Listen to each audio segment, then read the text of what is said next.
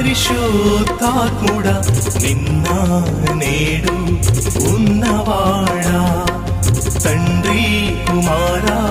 పరిశుద్ధాత్ముడా నిన్న నేడు ఉన్నవాడా సన్నుతింతును నా యేసయ్యా నీకే మహిమా నీకే ఘనత సన్నుతింతును